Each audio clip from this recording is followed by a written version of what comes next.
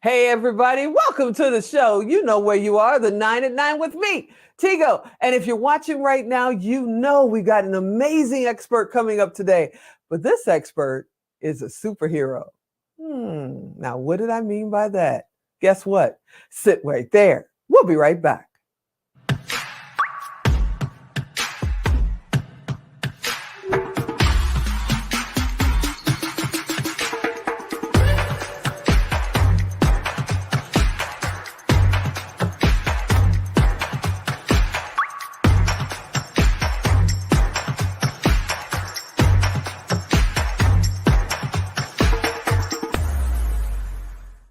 Hey, yeah, you heard me right. Superhero. Well, let's just say she's on a superhero journey. Valerie David is here, the Pink Hulk. What's going Hi. on? What's happening, Valerie? Hi. Thank you so much for having me. It's an honor. Thank you so much for being here. Okay, we got to kick it off because I said you're a superhero, and I know you're on the superhero journey, but the Pink Hulk? What's that mean? Yes, the Pink Hulk is one woman's journey to find the superhero within.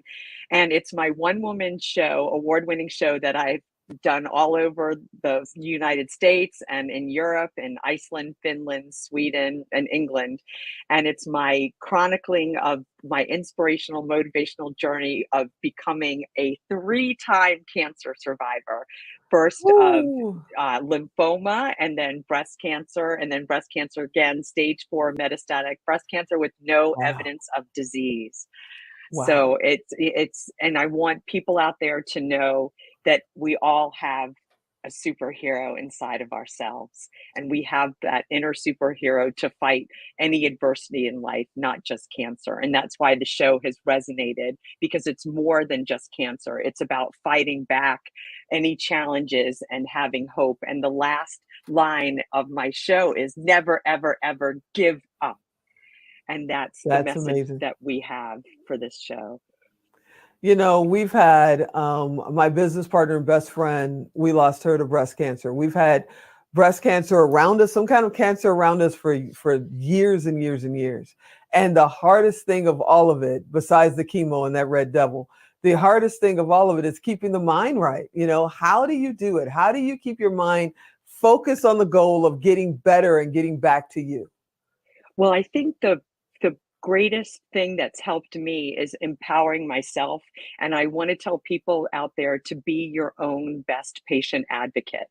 Mhm. Speak up, make sure you have a team of doctors around you that believe in your survival and that they are behind you 100%. And I've been very lucky with that, having family and friends rally around you, the doctors. And I also say to never, ever feel ashamed to get help. And I think that, Mm. and I know for myself, I have this Hulk persona, the superhero beyond DC and Marvel. I have my own superhero squad.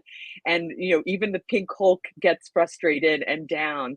But, I, I think the important thing, especially in these times, is to ask for help and say, if I'm hurting, let people know, and people are there to help you. And I think the most important thing is to realize that whenever there's a bump in the road, the bump smooths out and the road will be smooth again. And I think having that inside of you, knowing that this too shall pass.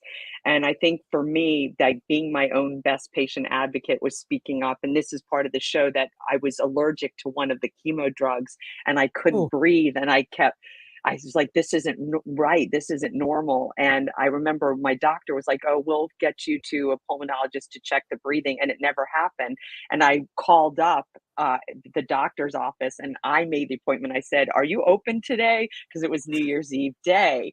And they're like, yeah. I'm like, okay, I'm coming over. I didn't even ask for an appointment. I just came there and just sat there. And I was like, I'm going to be seen. And it turned out that when I got a series of tests done, that I was allergic to the drug and they took me off Oh, the drug. wow.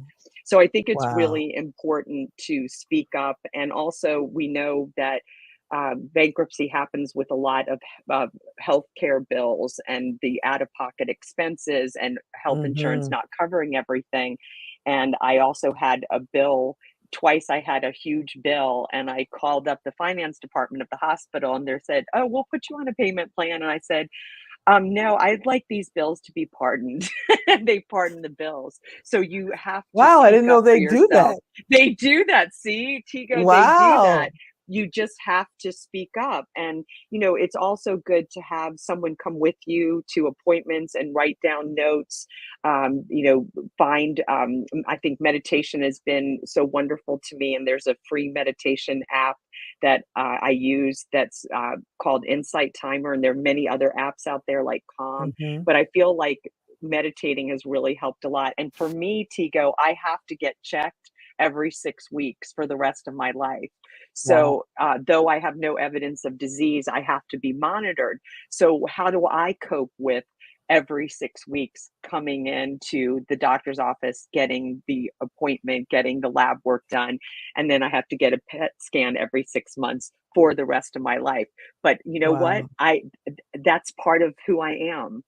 That's just the way it is, and I have a choice, right? I have that choice Hmm. to say, "Oh, I've got my appointment," or do I say, "I'm gonna, take the bull by the horns, go to my appointment, and just whatever comes, just do the best that I can, but to get myself mentally ready for these appointments and knowing that I have that choice to either fold or blossom, and I choose to blossom and to That help brings up a others." question. Yeah, that brings up a question because, like I said, I've had people around me for decades that have been fighting cancer, going through cancer.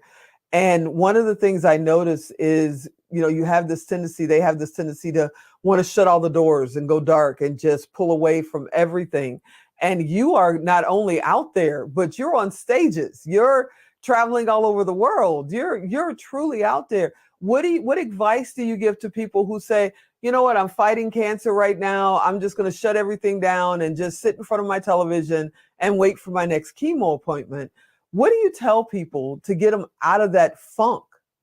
Absolutely, and thank you for bringing that up. That's an excellent question. I have talkbacks after the shows, and that's where I talk about those coping mechanisms. And I also coach as well and help people and work with cancer organizations. I would say to not shut that door. Keep those doors open and find funny things. Watch funny movies. Watch Hmm. funny TV shows. Do something you love. Pick up a hobby, whether it's knitting or start reading books. Start like I love improv, and even while I was in treatment, Tigo, with in between chemos, and when I felt well enough, I actually performed improv with a scarf on my head and no hair. I just do things that you love and don't let things stop you. If you can just find something you love to do and do it, paint, write, do improv, find a physical activity that gets your mind off of things, reach out for help. There's plenty of support groups, from support groups and one-on-one counseling that's out there for all cancer patients. So I think that if you just keep that positive mindset, meditate, and I still do that. I meditate twice a day. So just to keep that positive attitude and keep positive people around you. That's also things. I remember I had somebody say to me, "Oh, you're not going to live a long life, so too bad." And I'm like, "Okay, bye." Oh, goodness. Get rid of those people that drain you. Be around positive people, because positive begets positive. There it is. I Now, think that's before we get very cut off, important. because Alan's got his finger on the hot button. Before we get cut off here, what I know you're going to be performing your show this spring, in Right, right. 2023, for everybody who's out there watching reruns in 2035. In 2023, you're performing your show this spring. What's your Yes. show about, and what can they expect when they attend?